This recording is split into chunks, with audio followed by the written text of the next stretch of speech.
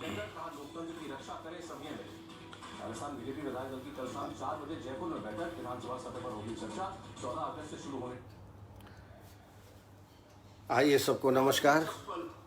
समय हो गया है व्याख्यान का। सबसे पहले जो कुछ क्वेश्चन हैं उनको समझ लेते हैं। उसके बाद एक्ने पर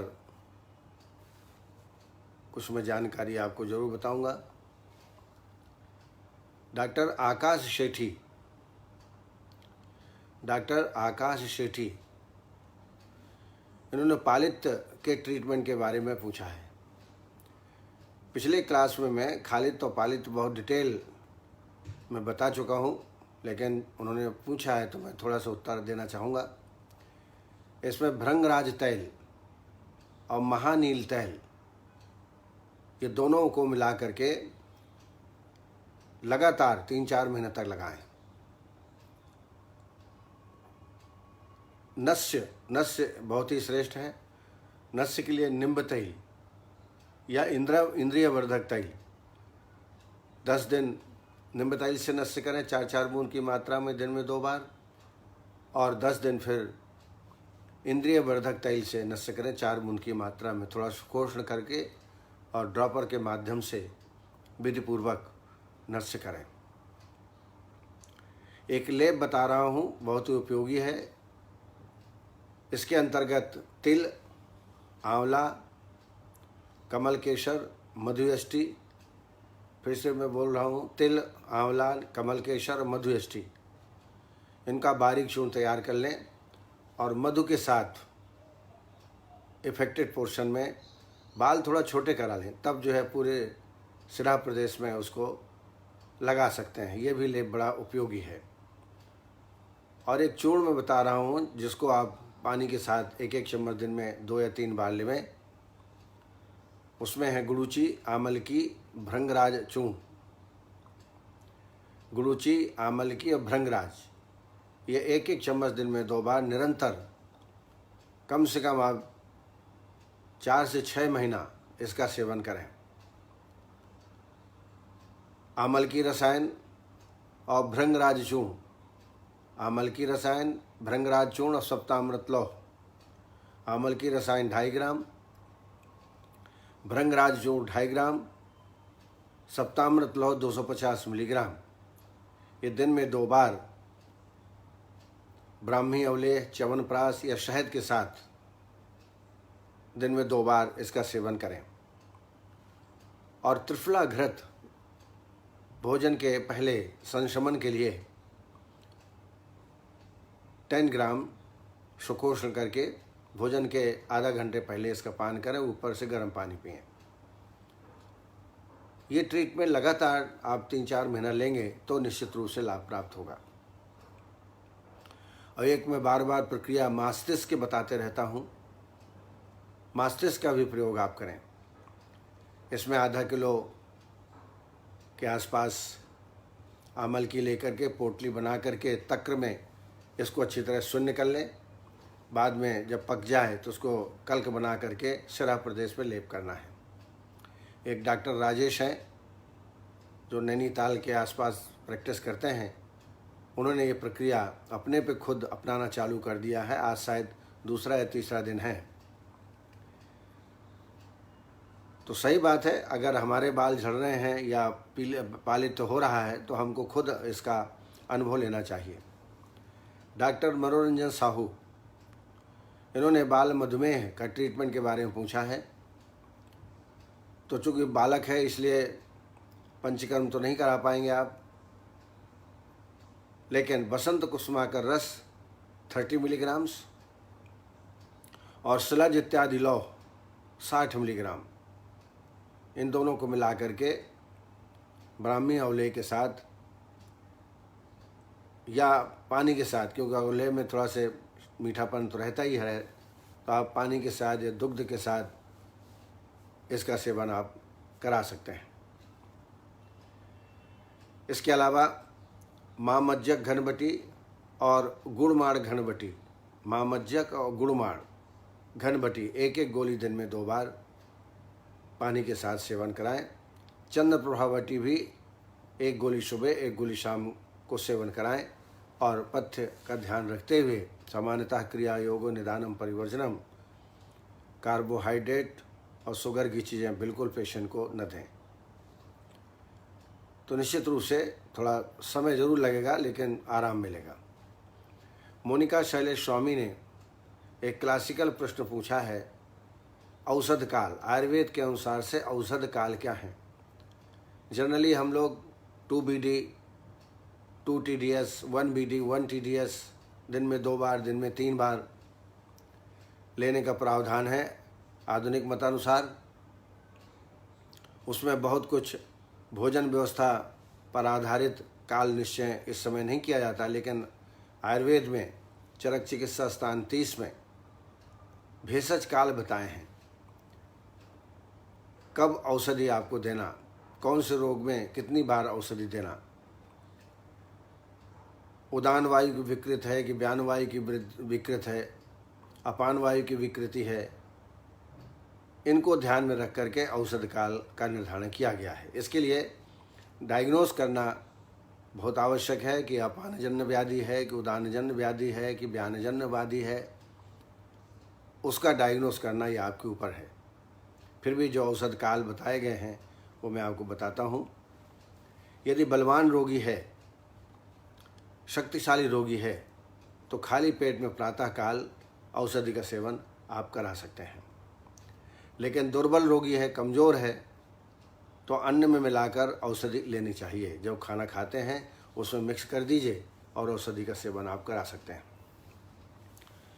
सामान्यतः औषधि काल 10 होते हैं चरक चिकित्सा स्थान 30 के आधार पे। यदि अपान वायु की कोई विकृति हो तो औषधि हमेशा भोजन के पहले लेना चाहिए, भोजन के पूर्व। भोजन के पूर्व मतलब 10-15 मिनट पहले। जैसा मैंने बताया, बलवान रोगी हो तो प्रातःकाल खाली पेट में औषधि का सेवन कराएं। समान वायु की विकृति हो, यानी उदरगत, दीपन पाचन, डाइजेशन से संबंधित व्याधि हो, तो भोजन के मध्य में औषधि का सेवन करें। व्यान वायु, इसकी विकृति हो, हृदयजन्य विकार हो, सर्व शरीरगत विकार हो, जैसे व्यान वायु में होता है, तो प्रातःकाल भोजन के बाद औषधि का सेवन कराना चाहिए। उदान वायु की विकृति हो, गले से संबंधित रोग हो, तो सायंकाल भोजन के बाद औषधि का सेवन कराएं। प्राणवायु की विकृति हो, प्राणवाह स्रोतस की विकृति हो, तो ग्रास में औषधि मिला करके, जो कवल खाते हैं उसमें मिला करके औषधि लेना चाहिए। और हिक्का, श्वास, पिपासा, ये 3 ऐसे रोग हैं जिसमें पुनः पुनः औषधि देनी चाहिए। सामान्यतः हम देखते हैं श्वास हिक्का में हम 2 बार पे मेडिसिन देते हैं तो लाभ नहीं मिलता। पुनः पुनः लगभग 2-2 घंटे, 1-1 घंटे में औषधि का सेवन ऐसे रोगों में कराना चाहिए। हिक्का, श्वास और पिपासा, इनमें बार बार औषधि का सेवन कराएं। सिर्फ हिक्का है तो लघु अन्न के साथ आप भोजन करा सकते हैं। लघु अन्न के साथ भेषज का सेवन, औषधि का सेवन कर सकते हैं। भोजन के पूर्व या भोजन के बाद भी आप औषधि हिक्का रोग में दे सकते हैं। यदि अरुचि हो, पेशेंट को भूख लगी हो लेकिन खाने की इच्छा ना हो, तो अनेक प्रकार के चित्र विचित्र आहार द्रव्यों को एक साथ मिला करके खिलाना चाहिए और उसी में औषधि को भी मिला देना चाहिए। तो इस तरीके से 10 औषधि काल हैं। कुछ रोग हैं जैसे मैंने बताया, श्वास का, सिक्का, पिपासा, इनमें तो पुनः पुनः औषधि देना चाहिए। बलवान है कि अल्प बल वाला है, उस अवस्था में भी आप औषधि का विचार कर सकते हैं। प्रियंका मौर्य जी ने इंद्रलुप्त के ट्रीटमेंट के बारे में पूछा है। 1 दिन पहले ही मैंने इंद्रलुप्त पर अपना व्याख्यान दिया था। फिर भी आपकी जानकारी के लिए, इंद्रलुप्त स्थान में जलौका से रक्त मोक्षण कराएं। प्रति दूसरे दिन ऐसी 5-6 सिटिंग देवें। जगह कम है तो 2 जलों का 1 जलों का ही लगाएं, जगह ज़्यादा है तो 2 जलों का भी आप लगा सकते हैं। इससे वहाँ की क्रियाशीलता बढ़ जाएगी और इंद्रलुप्त में आगे के ट्रीटमेंट भी आपको लेना है, उनको लेंगे तो निश्चित रूप से लाभ होगा, लेकिन जलों का उच्चारण जरूर कराएं। जलों का उच्चारण करने के बाद कुछ लेप हैं। धतूर पत्र सुरस लेप। धतूर पत्र बड़ा आसानी से मिल जाता है, इसका रस निकालें और वहाँ पर लगाना है। दिन में 1 बार लगा लें, अगर वो उपलब्ध है तो दिन में 2 बार भी इसको लगा सकते हैं। दूसरा गुंजा फल। गुंजा फल जो रत्ती, जो सुनार लोग इसका प्रयोग करते हैं, लाल रंग का होता है, छोटा से 1 रत्ती का प्रमाण होता है उसका। गुंजा फल का पानी के साथ बारीक पीस करके लेप तैयार कर लेप लगावें। और नहीं करवीर, करवीर तो हर जगह मिलता है। करवीर छाल का सुरस लेकर के या पुष्प, करवीर पुष्प का सुरस लेकर के और लेप लगाएं। एक और बहुत महत्वपूर्ण योग है छोटी कटेरी का सुरस और मधु। छोटी कटेरी का सुरस और मधु मिला करके लेप लगाएं। इसके अलावा ब्राह्मण औषधियाँ जैसे आमल की रसायन और भृंगराज चूर्ण। आमल की रसायन 2.5 ग्राम, भृंगराज चूर्ण 2.5 ग्राम और सप्तामृत लौह 250 मिलीग्राम, इसका सेवन कराएं। इसके अलावा सप्तामृत लौह, प्रवाल पिष्टी और गिलोय सत्व 200-250 लेकर के त्रिफला घृत के साथ इसका सेवन कराएं। हस्तिदंत उपलब्ध हो तो इसका भी प्रयोग आप करके देखें। तो इस तरीके से कुछ मैंने अनुभूति योग आपको इंद्रलुप्त के बताए, इनको जरूर करें। प्रीति भट्ट, इन्होंने वाट्स के बारे में ट्रीटमेंट जानना चाहा है। वाट्स को आयुर्वेद में चर्म कील कह सकते हैं। प्रकोपित वायु कफ के साथ मिलकर त्वचा में कील की उत्पत्ति करते हैं। यह मशक से थोड़ा ऊपर उठा रहता है। कृष्ण और श्वेत रंग के मस्से को ही चर्मकील कहते हैं। चर्मकील को शास्त्र से काटकर क्षार और अग्नि से जला देना चाहिए। इसके अलावा कैशोर गुगुल, कांचनाद गुगुल जो सामान्यतः हम लोग देते हैं, आप लगातार 5-6 महीना लगातार देवें, साल भर तक आप देवें, क्योंकि मस्से बहुत शरीर में होते हैं और मैंने देखा है कि 6 महीना के लगातार दवाई के सेवन से आराम मिलता है। इसके अलावा शुद्ध गंधक 250 मिलीग्राम, स्वर्णमाक्षिक भस्म 250 मिलीग्राम और रस माणिक्य 60 मिलीग्राम, यह एक खुराक है। ये शहद के साथ दिन में 2 बार कम से कम दें। एक और मैं अनुभूति योग बताता हूँ, किसी संत ने मुझे बताया था। सर्प के केचुए, सर्प का जो केचुआ होता है उसको जला दीजिए तो भस्म तैयार हो जाएगी। उस भस्म से वहाँ पर घर्षण करना, जहाँ तिलकालक है वहाँ पर घर्षण करना, चर्मकील में घर्षण करना। घर्षण करने से वो धीरे धीरे खत्म हो जाता है। एरन नाल क्षार, एरन पत्र होता है, उसमें डंठल होता है। डंठल को सुखा लीजिए और इसका क्षार बना लीजिए और इस क्षार से घर्षण करिए। रोजाना शाम सुबह घर्षण करने से 7 दिन के अंदर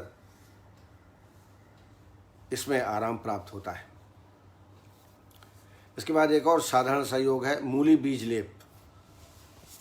मूली बीज आप दुकानों में मिल जाएगा, उसको पानी में पीस करके बारीक तैयार कर लें और इसको वाट्स में लगाएं, आराम प्राप्त होगा। इसके अलावा डॉक्टर काजल नेरुला, इन्होंने फंगल इन्फेक्शन के बारे में जानना चाहा है। जहाँ जहाँ फंगल इन्फेक्शन है, नीम पत्र का क्वाथ बना करके प्रक्षालन करें और प्रक्षालन करने के बाद आर्टिप्लेक्स लोशन या मोहा लोशन दोनों मिला करके लगाएं। उसके बाद 2-3 घंटा लगाने के बाद फिर निम्ब तैल और मधुयष्टि, निम्ब तैल और मधुयष्टि इनको बारीक पीस करके लेप तैयार करें। इसके लगाने से सौंफ और कंडू में तुरंत आराम मिलता है। हल्दी और कोकोनट ऑयल, हल्दी ले लें और कोकोनट ऑयल और इसका पेस्ट बना के वहाँ लेप लगाएं तो फंगल इन्फेक्शन में काफ़ी आराम मिलता है। जैसा मैंने बताया, मोहा लोशन, आर्टिप्लेक्स लोशन ये चरक कंपनी के हैं, इनको लगाने से भी काफ़ी आराम मिलता है। एक और अनुभूति योग बताता हूँ, एप्पल विनेगर। एप्पल विनेगर दिन में 3 बार आप लगाएं, लगाना है, मालिश नहीं करना है। अथवा लहसुन और कोकोनट ऑयल, लहसुन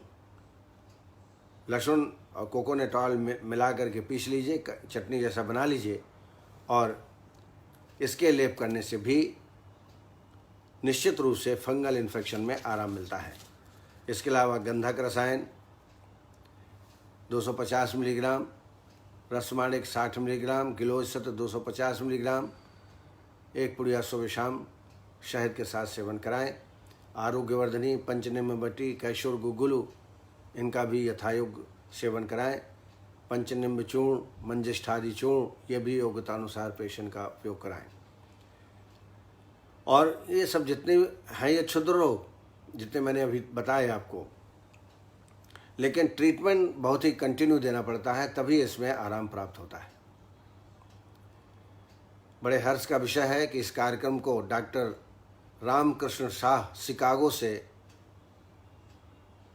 इस प्रोग्राम को देख रहे हैं। डॉक्टर सुनील रातौरी जो हमारे हमेशा के सुनने वालों में से हैं, दिनेश जोशी जी, KN गांगवार जी, कमलेश विश्वास जी, अवधेश कुमार जी, वंदना पाठक हमेशा जुड़ी रहती हैं, नीलम शुक्ला, डॉक्टर विकास चौधरी, संध्या पांडे, सौविक रॉय, विकास चौधरी, राजेंद्र कुमार, उषा तभानी, मूलचंद मौर्य, मनोरंजन साहू, वेद प्रकाश जी, शैलेश भलाला है शायद, शैलेश भलाला, राकेश कुमार सिंघल, प्रीति भट्ट, संजय जी, शुभम जैन, राजेंद्र कुंद्रा जी, नीतू सिंह, सीमा तपारा, आनंद आयुर्वेद वाले, आदित्य त्रिपाठी, अरुण शर्मा, अर्चना वर्मा, रीना शर्मा और योगेश महाजन, माधव मिश्रा, ये सब इस कार्यक्रम को सुन रहे हैं और गंभीरता से इसका प्रयोग भी कर रहे हैं। कई चिकित्सक तो प्रयोग करना प्रारंभ भी कर दिए हैं। अब आइए आज हम चर्चा करेंगे मुख दूषिका, जिसको हम आधुनिक मतानुसार एक्ने वॉल्गैरिस कह सकते हैं। एक्ने वॉल्गैरिस, मुख दूषिका। दूसरा, मशक और तिल कालक। मशक को एलिवेटेड मोल और तिल कालक को नॉन एलिवेटेड मोल कह सकते हैं। ये सब क्षुद्र रोग है, लेकिन नित्य प्रति के चिकित्सा कार्य में ऐसे रोगी आपको बहुत आएंगे, तो उनको भी आपको देखना है। इसको ध्यान में रखते हुए आज मैंने मुख दूषिका, मशक और तिल कालक इस पर थोड़ा सा चर्चा करेंगे। मुख दूषिका, जैसे नाम से स्पष्ट है, ये चेहरे में यौवन पीड़िकाएँ हो जाती हैं और इसीलिए इनको यौवन पीड़िका भी कहा जाता है। आयुर्वेद के अनुसार कफ, वात एवं रक्त की दृष्टि से युवा व्यक्तियों में मुख पर पीड़िकाएं उत्पन्न हो जाती हैं। अगर उन पीड़िकाओं को बार बार हाथों से टच करते हैं, दबाते हैं, तो स्थायी रूप से वहाँ पर चिन्ह भी बन जाते हैं। इसलिए मुख पीड़िका को टच नहीं करना है, बार बार उनको उत्तेजित नहीं करना है। मुख में शालमली, सेमल जिसको कहते हैं, उसके कंटक के समान, जो कांटे होते हैं उसके समान पीड़िकाएं उत्पन्न हो जाती हैं। जैसा मैंने बताया, आधुनिक विज्ञान के अनुसार इनको एक्ने वल्गैरिस कह सकते हैं। बृहत्त्रयी लघुत्त्रयी में इसका वर्णन एक एक लाइन में उपलब्ध होता है, बहुत विस्तृत वर्णन क्षुद्र रोग का उपलब्ध नहीं होता। आइए चिकित्सा पर इस ध्यान रखें। तो ये तो निश्चित है, ये स्किन डिसीज़ है। जैसा मैंने बताया, त्वचा में किसी भी प्रकार की विवरणता हो उसको कुष्ठ या स्किन डिसीज़ कहते हैं, और उसमें महाकुष्ठ और क्षुद्र कुष्ठों का अंतर्भाव हो जाता है। यानी त्वचा से संबंधित जितनी व्याधियां हैं वो सब कुष्ठ के अंतर्गत वर्णित हैं। और लाइन ऑफ ट्रीटमेंट में कुष्ठ में कहा है, बहुदोषा संशुद्ध कोष्ठी बहुसो अनुरक्षा प्राणान दोषे हति मात्रा हते वायु अन्याद बलम आशु। अर्थात संशोधन की प्रक्रिया आपको कुष्ठ में करना है। यहाँ भी पेशेंट का वमन और विरेचन, वमन विरेचन कराने के पश्चात रक्त मोक्षण इसकी विशेष चिकित्सा है। और इसके लिए जलों का उच्चारण बहुत इजी है। जलों का आप प्रति दूसरे दिन ऐसे 5-6 स्ट्रिंग कर दीजिए। चेहरे में, कपोल रीजन में या फ्रंटल रीजन में आप जलोका का उच्चारण कर सकते हैं। इस ट्रीटमेंट के बाद, जैसे वमन विरेचन मैंने बताया, मैं अब डिटेल नहीं बताऊंगा क्योंकि कई बार आपको वमन विरेचन के बारे में बता चुका हूं। लेकिन कोई भी क्वेश्चन हो तो नेक्स्ट टाइम आप हमसे पूछ लीजिएगा। कुछ लेप हैं जैसे लोध्र, वचा, सैंधव और सरसप। लोध्र, वचा, सैंधव और सरसप। सरसप माने पीली सरसों। इनको बराबर बराबर मात्रा में बारीक चूर्ण तैयार करके रख लें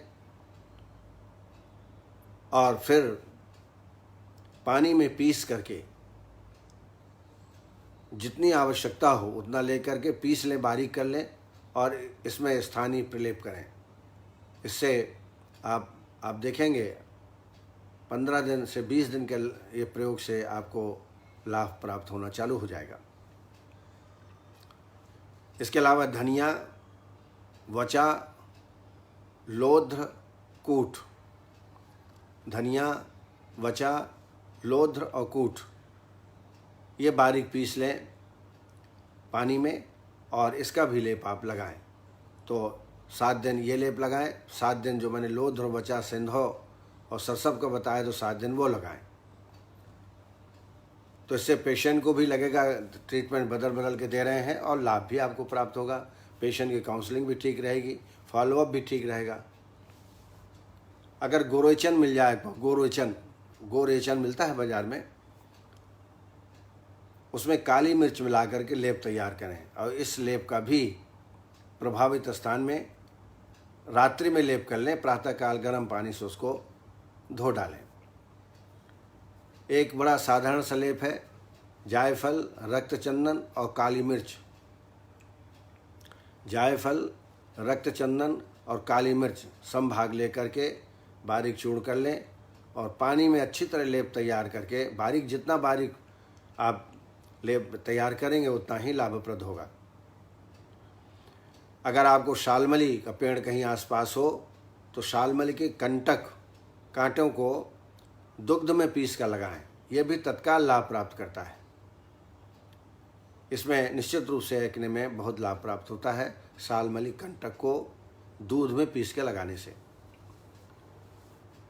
तैल हैं जो लगाने के लिए उपयोगी हैं।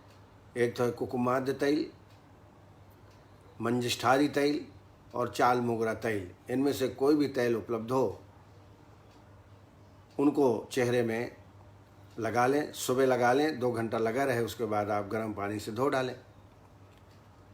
फिर रात को लगा लें और सोते टाइम फिर लेप लगाएं। इस प्रकार की प्रक्रिया करें। इसके अलावा आर्टिप्लेक्स लोशन और मोहा लोशन ये भी बड़े उपयोगी हैं। ये इनका भी लेप आप करेंगे तो रोगी को आराम प्राप्त होगा, एक्ने में आराम प्राप्त होगा। हरिद्राखंड 5 ग्राम दिन में 2 बार। इसके अलावा आरोग्यवर्धनी, कैशोर गुग्गुलू, इनका भी सेवन कराएं। पंचनिम्ब चूर्ण और मंजिष्ठादि चूर्ण, ये 2.5 ग्राम दोनों ले करके दिन में 2 या 3 बार इसके सेवन से बड़ा लाभ प्राप्त होता है। और रात्रि में हल्का परगेटिव एरंड भ्रष्ट हरित की दे दें आधा चम्मच, जिससे मोशन हमेशा क्लियर होता रहे। रस औषधियों में शुद्ध गंधक 250 मिलीग्राम, रस माणिक्य 60 मिलीग्राम, गिलोय सत्व 250 मिलीग्राम, ये शहद के साथ सेवन कराएं। दूसरा योग है गंधक रसायन, गिलोय सत्व और प्रोआलपिष्टी। गंधक रसायन 250 मिलीग्राम, गिलोय सत्व 250 मिलीग्राम, प्रोआलपिष्टी 250 मिलीग्राम, शहद के साथ इसका प्रयोग करें। इस तरीके से मुख दूषिका अर्थात एक्ने वल्गैरिस को जीता जा सकता है, बशर्ते जो दवा का उल्लेख हम लोग कर रहे हैं वो आप लगातार और विश्वास के साथ पेशेंट को दें, निश्चित रूप से लाभ प्राप्त होगा। अब आइए मशक के बारे में। मशक को हम एलिवेटेड मोल कह सकते हैं। मशक को एलिवेटेड मोल, इसकी आयुर्वेद के अनुसार से जो संप्राप्ति है, मशक की उत्पत्ति वात दोष से होती है, यानी वात इसमें प्रमुख होता है। मशक का आकार मांस अर्थात उड़द के समान होता है और कृष्ण वर्ण, इसका वर्ण जो है कृष्ण होता है और थोड़ा सा उभरा हुआ होता है। मशक पूर्णतः वेदना रहित एवं स्थिर होते हैं, किसी प्रकार की वेदना नहीं होती और स्थिर स्वभाव के होते हैं। आधुनिक मत अनुसार इसकी तुलना एलिवेटेड मोल से हम कर सकते हैं।